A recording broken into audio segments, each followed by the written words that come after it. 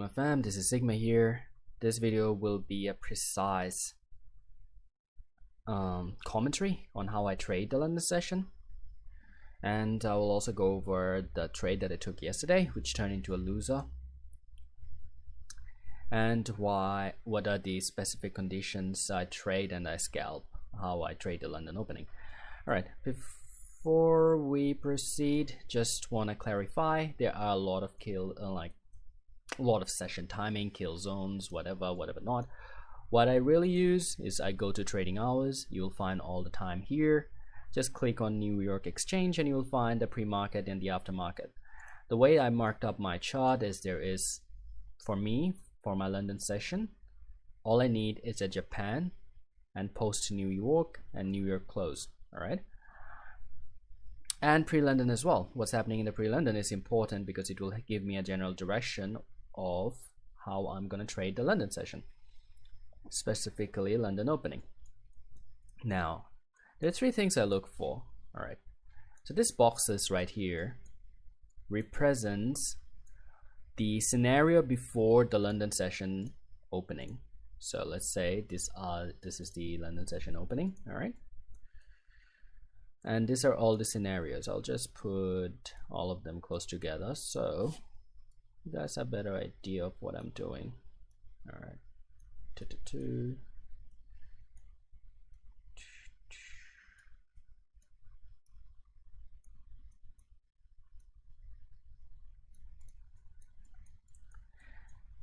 In my experience in trading the London session beginning from April last year, I have came across three types of scenarios that takes place before the London proceeding. All right. There is a continuation trade, which I don't take, which is price creates a high and low between the Japan. So, okay, to clarify, this first box represents the Japan high and low. This is the pre-London high and low. Okay, so price comes in, price consolidates within the pre-London, and price decides whether it will take out the Japan low or the Japan high. Now, if I don't trade continuations, I scalp for the first 20 minutes, and in the middle of the session I either get a SWIP. So if I get a SWIP of the Japan high or the Japan low, what I look for is ICT 2022 mentorship model. All right, with the exception of like this, so price will have a breaker, and within that breaker it will have a fair value gap. I don't only trade fair value gap, I also trade volume imbalance, and also any other type of imbalance, any imbalance that happens within there. All right, I just take it. Also, I trade 0.68 fib extension. All right, so my first trade is within this fair value gap. My second trade is so the stop of this trade would be here. All right, and the second trade I would take would be, so price comes in and then here. All right, and for this trade my stop would be right here. And how do I set my target? It's very simple. All right, if the candle length is, or the candle extension, this range is pretty big. All right, I'll just extend first off from this high to the low, and for me the ideal target is 1:2. If this is a small range, I would target 1:2. If this is a small range, I would actually take partial here, one contract out or half a contract out, and I would set a break even. I don't really trust in break even, so what I do is actually the last pivot that's formed before touching 1.5, I'll set a stop there. That's about the entry model like that I use. Now you can also trade it. Sometimes I just trade it with, if I see a double top, I do sell it with a very minimal stop like this. But I haven't been taking in those type of trades recently because I want as less trades as possible so I can risk as much as possible.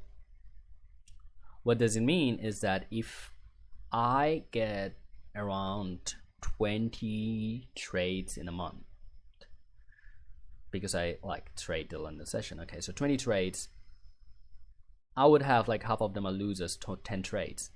All right, so if half of them are losers, is the amount, like I can actually risk more, like compared to if you have, let's say, 40 trades, the half of the trades would be 20 trades. Like I cannot risk more in that scenario. The less trade I take, the more I make. That's like statistics I have accumulated based on trading from April. All right. So the second scenario, this was the first scenario. The second scenario is that price is going to go up, break the Japan high and low. Price will consolidate within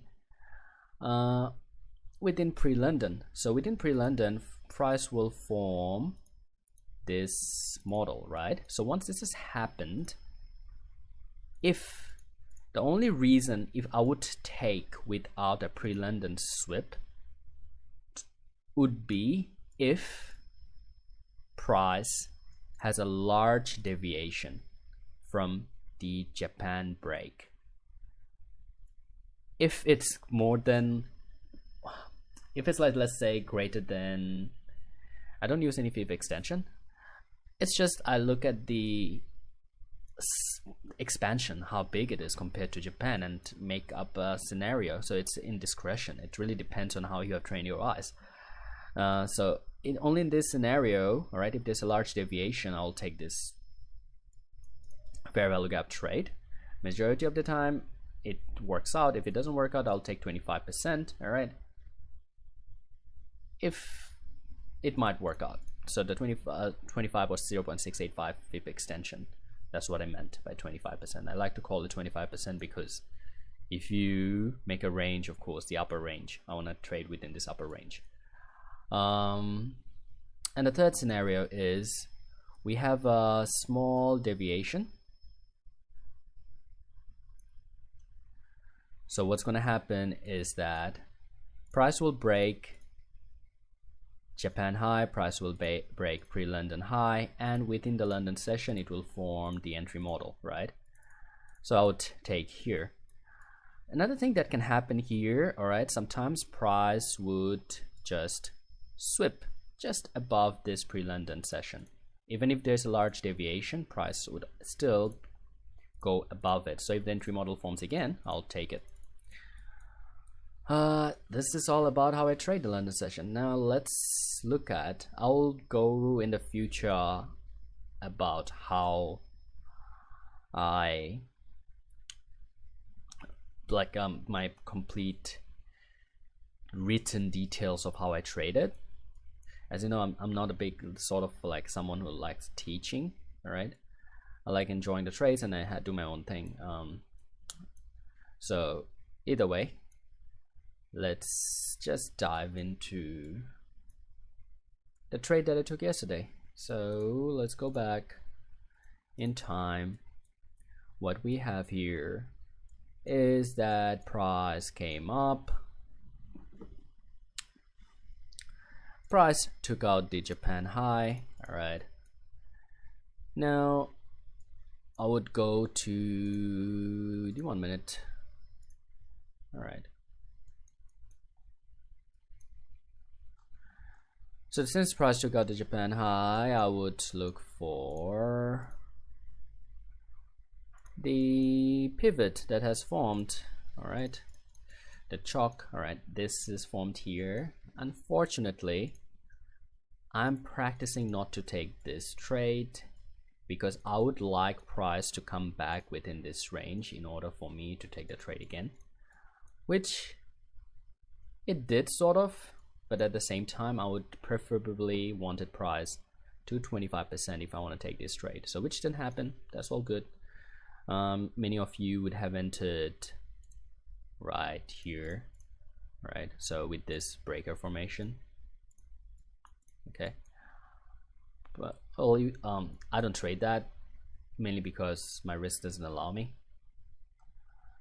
As I told you, like I'd like trading as less as possible, so I'm very picky about what I trade.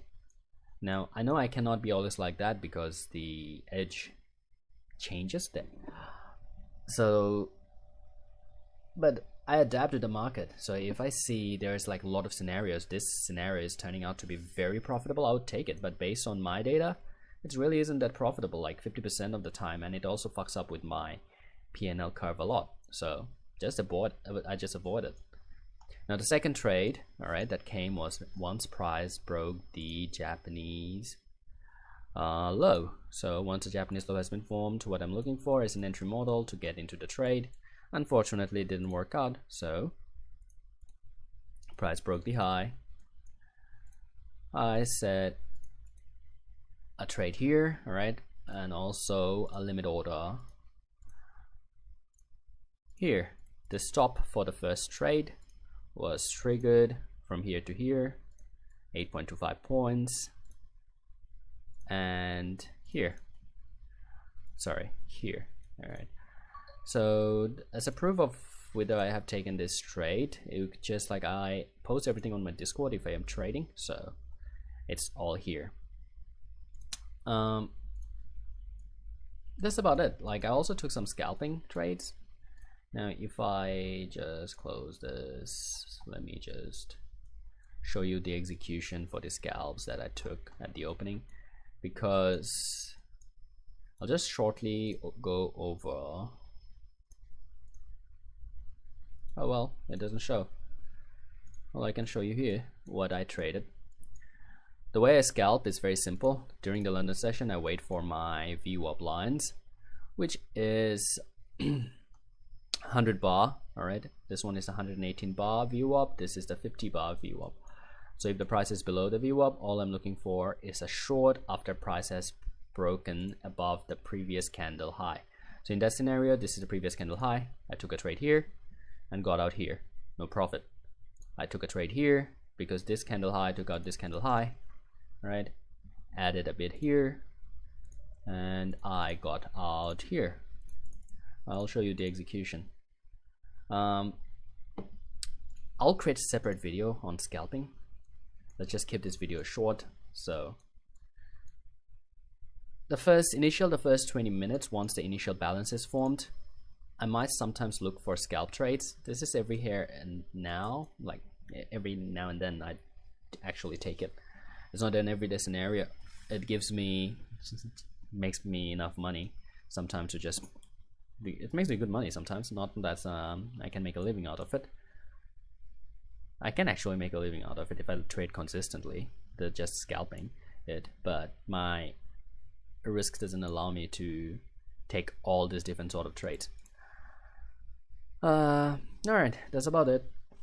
The next video I might talk about why it's important to optimize your trading system and come up with your own backtesting and data, because at the end of the day it's you who is putting in the work and who is going to get the results, not the videos and tutorials of others.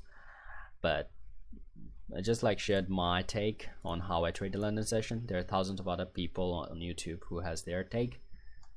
So that's about it. Enjoy.